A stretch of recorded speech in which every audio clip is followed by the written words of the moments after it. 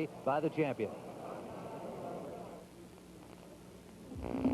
Milton McCrory, born and raised in Detroit, Michigan, will be making the second defense of his WBC World Welterweight Championship right here in his hometown. A title he won in August of 1983 in the second of two grueling distance fights against Colin Jones of Wales. The first time around, the two fought to a draw over 12 rounds, and then in August of 1983, McCrory came from behind in the later rounds to win a split decision over the rugged Welshman and the vacant WBC title.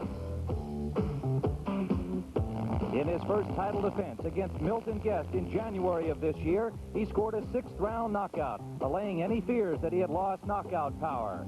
We asked him if he had ever seen today's opponent, Gilles Elbilia. Just on film. There's not too much to know about him. I've seen him on film against Nino LaRocca. He seemed to be just a counter-puncher. He's not a puncher, as the record indicates. He's only on 3 knockouts, about 25 fights. Does he look like he'll be easy or difficult for you? It seems like he might be difficult. It seems like he has a difficult style to get to. It feels like I might have to take a couple of rounds to figure him out. So, Milton McCrory here in front of his hometown fans, a large contingent from the Kronk Boxing Club, where his stablemates include the junior middleweight champion of the world, Thomas Hearns, enters the ring here at Cobo Arena, Milton McCrory. Well, Gil, we heard Sugar Ray's thoughts about what McCrory has to do. What do you think his strategy will be against an unknown contender? Well, I think he's going to use this big ring, Tim, and just try to pick Elbilia apart. But he can land that big bomb, and if he does, I think he'll get Elbilia out of there. All right, now, of course, for Gilles Elbilia, he's coming in against a taller man, a man who has faced stronger opposition than he has in his career. What do you expect him to do? Tim, he has to get off first all night, make a war out of it, and try to get lucky. Gilles Elbilia has a small contingent of French fans on hand here. We asked him yesterday how he plans to fight for the title. He said, we have worked out a strategy for the last month. I prefer not to give away what we have in mind, but he said, I think it'll be a great 12-round fight. Well, his spirit is willing. We'll find out whether the flesh is weak or strong. He is in there against the champion of the world, Milton McCrory, and we'll have round 1 in a moment. I'll tell you this. We are back at Cobo Arena in Detroit, Michigan, and let's go up and join our ring announcer, Jim Ingram. Good afternoon, ladies and gentlemen, boxing fans, and welcome to beautiful downtown Detroit's Cobo Arena for this afternoon's main event, the WBC World Welterweight Championship. Today's fight is scheduled for 12 rounds and is brought to you by Don King Productions in association with Gold Circle Promotions. And now the contestants. In the blue corner, wearing white trunks with blue trim, with a record of 23 wins and 2 defeats with 3 knockouts, weighing in at 146 pounds from Paris, France, Gilles Elbilia. And in the red corner, wearing gold trunks with multicolored trim, his professional record, 22 wins, no defeats, 1 draw with 18 knockouts, weighing in at 146.5 pounds from Detroit, Michigan, the WBC welterweight champion of the world. Here's the Iceman, Milton McCrory. Our referee, ladies and gentlemen, Mr. Carlos Padilla.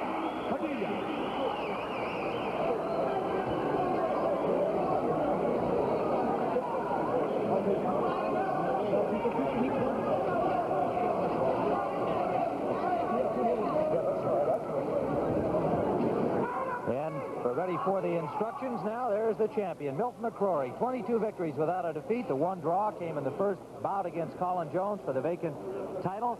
And then, of course, he won in a split decision the second time around against the tough young man from Wales. Gilles Elbilia, 23 wins and 2 victories, just 3 knockouts. Obviously not a big puncher, but a busy guy. Tim McCrory has a lot of 1-round knockouts. There is a look at the tail of the tape with McCrory holding the height and reach advantage. He came in at 146.5, Elbilia at 146, neither fighter having any difficulty making the 147-pound limit. Well, that is something we can certainly watch for, although he hasn't knocked anybody out early in his last 6 bouts. Gil going the distance 5 times. And then, of course, his 6th-round victory over Milton Guest in his first title defense. McCrory in gold.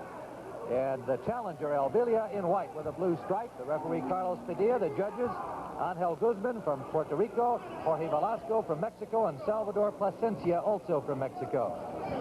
Tim, this is a very big ring, and it should favor McCrory because he's a very, very long guy, lanky guy, has that big reach. Going to move around and try to pick Elbilia apart. This is probably the biggest ring we've worked in, Tim, 21 feet inside. Yes, and I don't think it's quite the squared circle. Our measurements indicated one side's a little longer than the other, which is somewhat unusual. Another interesting little sidelight to the equipment in today's fight. These are new gloves made by the Reyes Company. They came from California, and they have a little flap that connects the thumb to the main part of the glove. So there is a thumb, but you can't open your thumb away from the glove. So this is one of the many improvements that a number of manufacturers and commissions are asking for, getting from manufacturers, and we're seeing these gloves for the first time today. McCrory is starting to find the range with that left jab, Tim. And Elbilia was cut in this fight with Nino LaRocca, and the scar still looks a little angry to me. Well, that, of course, was Elbilia's only distinction in his career so far, was the 6th-round knockout on cuts of Nino LaRocca, who was unbeaten in 56 bouts. One of the top 2 or 3 welterweights in the world, and probably still headed for a title shot since he won his last fight, rebounding from the loss to Elbilia. But it gave Elbilia the chance to get this world title opportunity.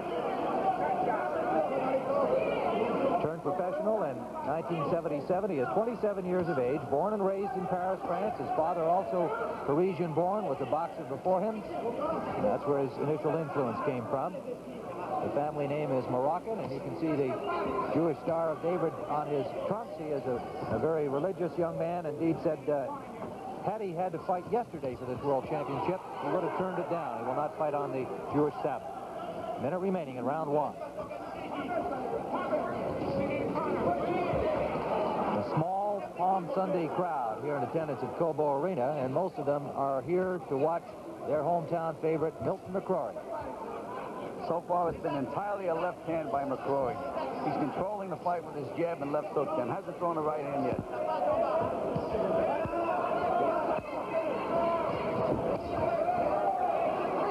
Less than 30 seconds to go. We're down near the 20-second mark in round 1.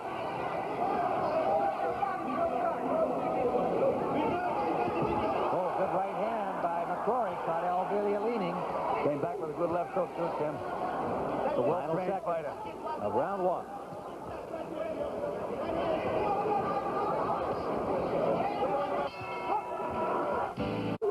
Round number 2, scheduled for 12 under WBC championship rules.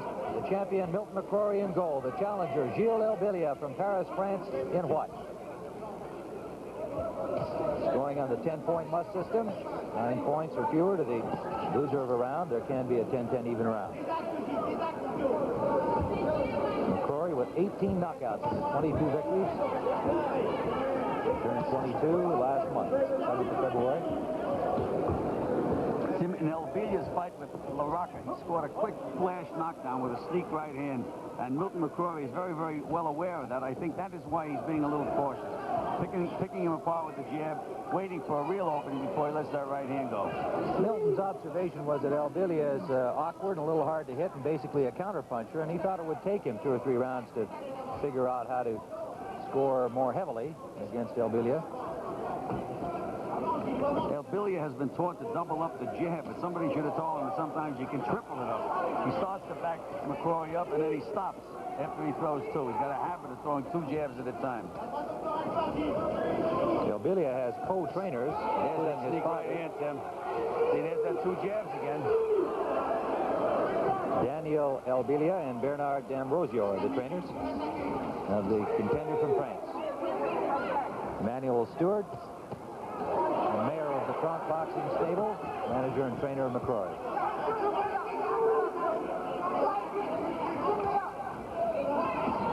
Now, Elbilia is certainly letting McCrory know that he's in there. Good jab by Elbilia. Had to be impressed with his spirit and confidence in watching him and chatting with him the last couple of days. Landed that right hand, Tim. He's quick with it, Gil. Yes. He catches you when you lead with your right hand. It's like a little abrasion above the left eye of Elbilia where the cut that came in the La Rocca fight. Tim, that is the cut reopened from the La Rocca fight. That fight was February 18th against Nino La Rocca. And that can be a problem. It is above the eye. Good left hook by Elbilia.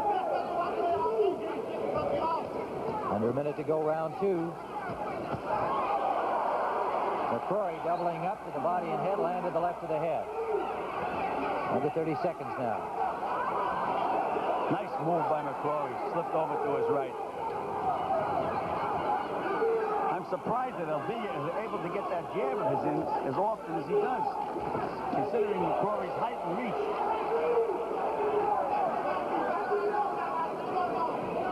Approaching the end of round two, scheduled for 12. Milton McCrory and Gilles Elbilia. They've dabbed something on it a little too heavily for Carlos Padilla's taste, and he sends him back to the corner where the trainer D'Ambrosio will have to take that stuff off. It looked like a target for Milton McCrory the way they put it on. So we continue now with round three, scheduled for 12, live from Cobo Arena in Detroit, Michigan. Milton McCrory in goal, the challenger Elbilia, France in white. A warning to Elbilia to raise the blows above the belt line. Wild swinging left, missed by Elbilia, and the counter landed by McCrory. Good left hook. It backed up Elbilia.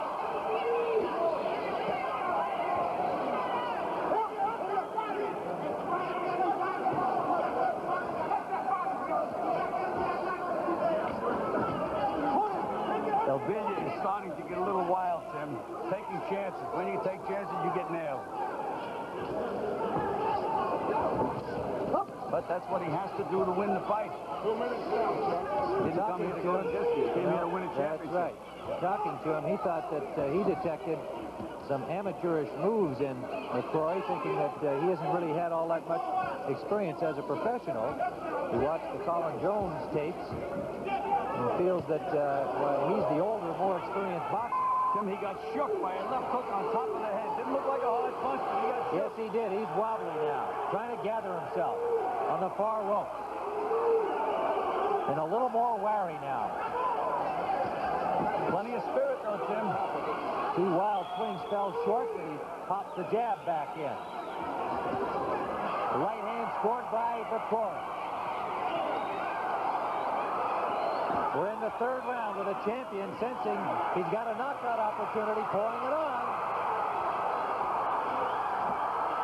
Elbilia wobbly legs and still going forward, but missing everything. Tim, sometimes the good offense is the best defense. Maybe he get nailed. Big combination. He's hurt. McCrory peppering away, but look at Elbilia battle back. Beautiful combination by the champion. Seemed to stagger Elbilia, but he threw punches right back. Tim, that right hand that McCrory landed, you think for sure that Elbilia would go down. He takes a heck of a punch. Thing is, he has no power in his own punches, Tim, because he lifts his elbow before he throws every punch.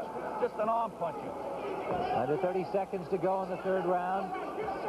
See, there goes that elbow up. So when he does land, it's more or less with a slap. A short right by the champion, McCrory. Another right-hand counter by McCrory and an uppercut scored. Coming to the end of round three. McCrory turns southpaw, Tim. Tim Ryan with Joe Clancy live from Detroit, Michigan. We're back for round number 4. And again, they've lathered that cut above the left eye of Elbilia. Tim, WBC regulations say that you can only use adrenaline chloride, and I know that they're using another substance. I don't know what it is, but they're using something besides adrenaline chloride. Now, McCrory started out this round boxing southpaw. He was doing pretty good the other ways. I don't know why he changed. At the end of round 2, when that cut had opened up, referee Carlos Padilla made them take off most of that substance. But this time, he did not go to the corner, and you can see it still smeared across the forehead of the challenger, Elbilia.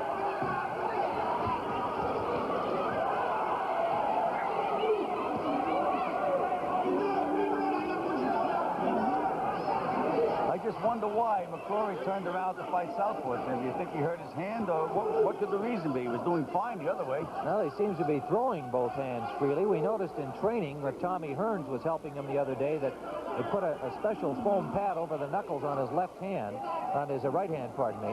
And whether he's favoring that or not, we're not sure. He switched back around again now, Tim. Heading up for that southpaw stuff. It was interesting to watch him training. Emmanuel Stewart was in Los Angeles with some of his amateur boxers, and Tommy Hearns, the junior middleweight champion, was there doing the bandaging and helping with the training of McCrory. Champion just landed a good left hook. And another. He's taking Elbilia apart now, Tim. Body on head. Oh, big right hand by McCrory, right on the button. What a game guy Elbilia is. He's got him in trouble again. Elbilia just won't back up. He takes those shots, wobbles a bit, and throws back. That's what's allowing him to survive, Tim. Under a minute to go. We're in the fourth round. Scheduled for 12. The champion in total control, but a game display by the somewhat unskilled number 9 ranked challenger. McCrory looked to Carlos Padilla, complained about a low blow, and he did get a warning from Padilla for the challenger Elbilia.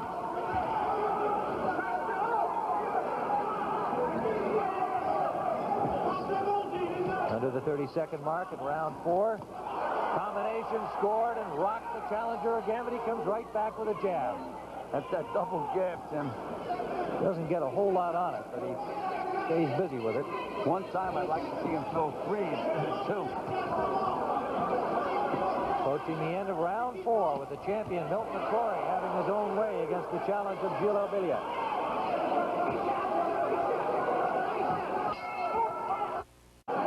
Round number 5, as we see the cut that was suffered in the La Rocca fight back in February has been of a problem for Elbilia here since round 2, as it was reopened by Milton McCrory, and the substance being applied in the corner has been the source of a little bit of complaint. Carlos Padilla just spoke to the Michigan commissioner here at ringside about it, and again made the French handlers take some of it off. There is a contingent of fans of Elbilia behind his corner, and they were chanting Gilles, Gilles, Gilles between rounds, and he's giving them a good effort, but really that's about it. McCrory has been the boss. Well, McCrory has everything going for him, Tim. He has this big ring, he has the long reach, and he has the sharper combination punches. The only chance Elbilia has is to get off first, get inside, and move his hands and hope that something happens. Well, and we just noticed that he has had a little trouble with his shoes there as he slipped trying to go forward. Well, the difference is, Tim, that McCrory has rubber sole shoes, which a lot of the fighters favor today, and Elbilia has the old boxing shoes that most of the fighters used to wear. He just landed his best punch of the fight, a left hook. But he is slipping on this canvas. Yeah, but I noticed there's no rosin down on the canvas, Tim. And see, the rubber shoes do not need the rosin, but you need them with the regular orthodox boxing shoes that have been in use for years. As if he doesn't have enough handicaps coming into the bout. And you know, that's one of the, when you can't get traction when you're boxing, Tim, it takes away from your punching power, your defensive skills, everything. It's very, very difficult to fight when you're slipping. You should know about that with the hockey players. They can't fight, they're on ice. That's a very good point. Elbilia ties up. McCrory hasn't done that throughout the course of the fight. He's been willing to trade. It's been costly. See, that left hook of Elbilia is a sneak punch, but again, he lifts that arm out, so he's only hitting you with his arm instead of his body. Under a minute to go in the 5th round.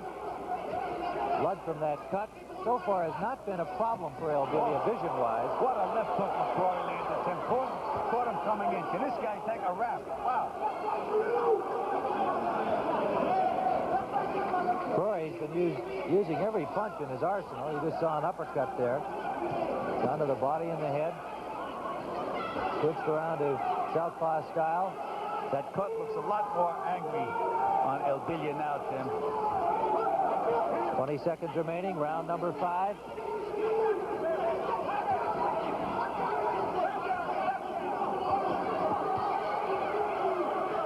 Stays right there and punches back.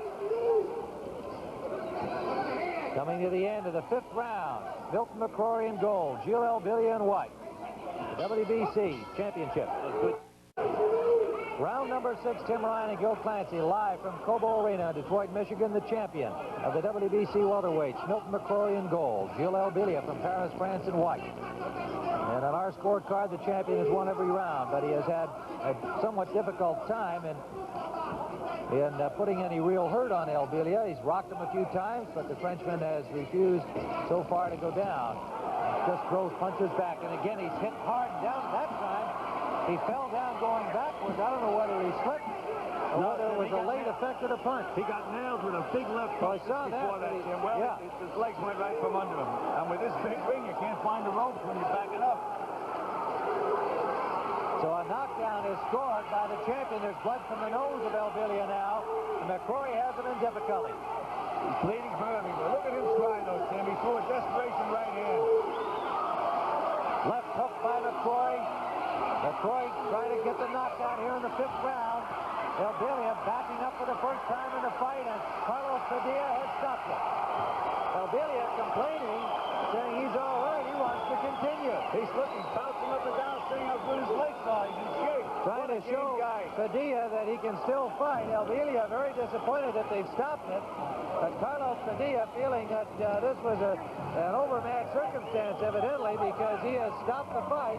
And it is a 6th round knockout for the champion, Milton McCrory, picking up his 23rd victory without a defeat. And his 2nd successful title defense. So Elbilia trying to convince the referee that he could continue, but Carlos Padilla, in fact, he is still trying to.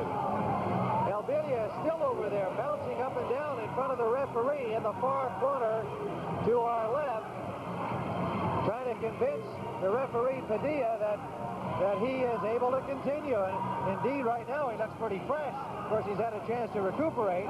He was bleeding heavily from the nose.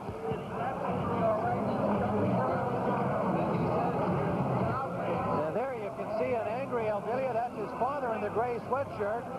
And on the right there is co-trainer D'Ambrosio. Meanwhile, the champion, McCrory, as we go back in to the 6th round, we'll see that punch that sent him to the canvas the first time.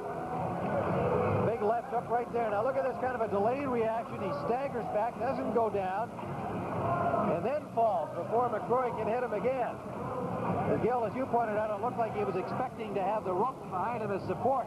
This is a 21-foot ring. He never got there. That's right. You know, you get used to boxing in those smaller rings. The average ring is 18 feet inside. And it looked like he was groping for the ropes and never got there. But it was ruled a knockdown. The count was rendered, and shortly after that, Carlos Padilla, with blood streaming from the nose of the challenger, stepped in to stop it.